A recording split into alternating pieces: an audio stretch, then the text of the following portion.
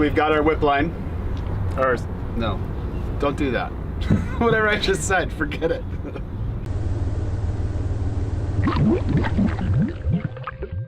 Hi everybody, my name is Mike and we're here at MTM Hydro today, and we're going to show you a little bit about a hose reel. We've been getting a lot of questions lately on how to install, why you'd necessarily want a hose reel, if you should get a cart, or if you should mount it onto a pressure washer, or if you should mount the hose reel to a wall. There's lots of different things you can do. And I'm going to show you basically one setup that we use here. And in this case, I'm going to use a 100-foot gray, brand new Cobra Jet 4,000 PSI 100-foot gray hose. This isn't one of the kits, this is just something that I'm going to do. I've got a couple fittings here. I've got Teflon tape. You can use Teflon or you can use Loctite, whichever you prefer. A few couplers, a 6-foot whip line. This is necessary for the hose reel because this is a 100-foot hose reel, and it comes with a little tiny pigtail here. It's just meant so that you can install the whip line and then that would go to your pump. So here we have a 100-foot hose reel, and what's going to come in the box, it depends on which size you buy. There's a 50, 100, a 150, and a 200-foot hose reel.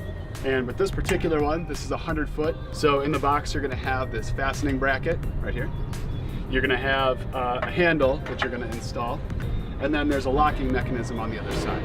It doesn't come with hardware because it's specific to whatever you're mounting to, whether it's a wall or a cart like this, or maybe your pressure washer. So no hardware is included for the install of the bracket.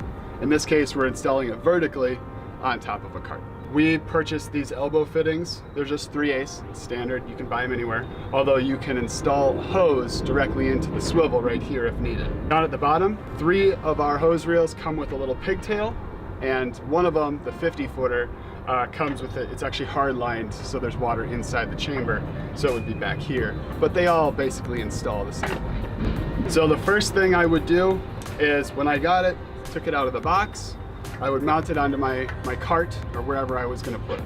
The second thing I would do is I would install my whip line. And so in this case, we've already installed these elbows, but here I'm going to do my whip line. So, like everybody knows, but you're going to wind it clockwise. This is NPT, so you only need about 4 to 5 wraps. And then you want to go back from your pump. So your pump is over here. Typically on a pump, it's either going to be an M22 or it's going to be a coupler. So then a coupler goes to a plug, which goes to your whip line. And then in this case, we're going to do a plug on your pigtail coming up. So we've got our pigtail installed. Now we're going to put together our whip line. With the whip line, it's so short that it doesn't really matter, but one end is still swivel, just like a regular hose, and the other end is fixed. So same thing, you want to put on your Teflon, and then you want to install your fitting. So it doesn't matter coupler or plug, like I said, because these are so short. Sometimes people will use a bushing to connect them, just to hardline them. In this case, MTM Hydro doesn't offer bushings because there's a million of them, and when you start to carry one, you have to carry all of them. So we just carry QC fittings and a couple of the M22s. So I'm going to install some fittings for you.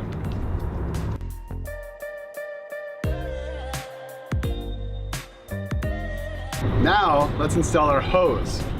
We have a brand new 4,000 PSI Cobra Jet 100-foot gray non-marking hose, and we're going to install some stainless fittings on one end, but we're going to leave the other end open. The end we're going to leave open is the swivel end. This is not a live swivel, which means under pressure it's going to lock up. Installing this, you want to make sure to put the swivel end on the hose reel on the swivel. So this is also a swivel here. This would be considered a live swivel. This, although it spins, is not a live swivel. It just is there for install. So I'm going to take my thread covers off, and I'm going to install some Teflon tape, and then I'm going to sneak it through here, put it in my hose bracket, and install it onto this elbow. Now that everything is installed, we've got our bracket installed, we are connected to the elbow, we've got our whip line on, which I'm going to remove just for the moment. So now that we have everything installed, we want to make sure that we reel it in nice and straight, so we're going to roll it down the driveway. We just want to make sure that we get this as straight as possible. It makes it a lot easier when you're actually winding it all up. Okay, so one thing you should know There's a reason that you use pressure washing reels for pressure washing hose, and that is because of the core, that's the middle. It's actually it's more robust than say like a garden hose core. What happens is that, let's say you wind this up and right now it's not pressurized, and so it is smaller. When you pressurize a hose, it actually expands a little bit. So if you can imagine, when you wind this up and it's not pressurized, and then I connect everything and I connect my gun and I go to wash my car next time, what happens is that I turn everything on, your hose pressurizes, which means it expands and it constricts everything inside. So if you didn't have something like stainless or plated or whatever steel for a core, it would just crunch your hose reel. So it's really important that you use hose reels, pressure washing hose reels for pressure washing applications. So now we're going to reel everything up. So here we have everything wound up, and got my bend restrictor. This is my fixed end. Usually what we like to have is a gun with a plug, so that means you put a coupler on here. Stainless steel, of course. But if you're a contractor and you have this mounted on like a trailer unit or something like that, or let's just say you're at home and you have this mounted on the wall, weight will bring this piece down if it's mounted up, so it's just gonna go down to the floor. So what you wanna do is actually lock it. There you go. So it locks in place. Worst thing that could happen is like a trailer unit with these mounted on the back, like you might see on the highway, and the hose just starts going out. So always lock your hose reel. We are going to install a coupler on here, and then we'll have it ready for a gun assembly or foam cannon assembly, whatever you want. We've now completed our hose reel install for our gray Cobra Jet onto the MTM Hydro hose reel, onto a cart that we had just sitting on the shelf. And now I'm going to connect the whip line to my pigtail that goes onto my crappy Sun Joe and my killer SGS and 20-inch Lance. Installing an MTM hose on an MTM hose reel is a very simple process. Just make sure you have the right tools and Teflon tape, and you're good to go. Using a hose reel is basically saying that you want to go further with whatever setup you have.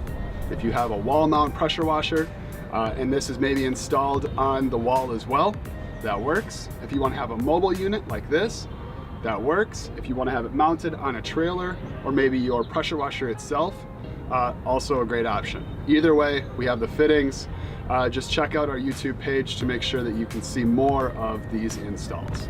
We do have other videos available for repair or installation, troubleshooting, and we're happy to share additional information. Just let us know what you're looking for. Put your comments below. We'll make sure to answer any questions you have. Make sure to subscribe to our page for more videos and how-tos. We'll see you in the next video.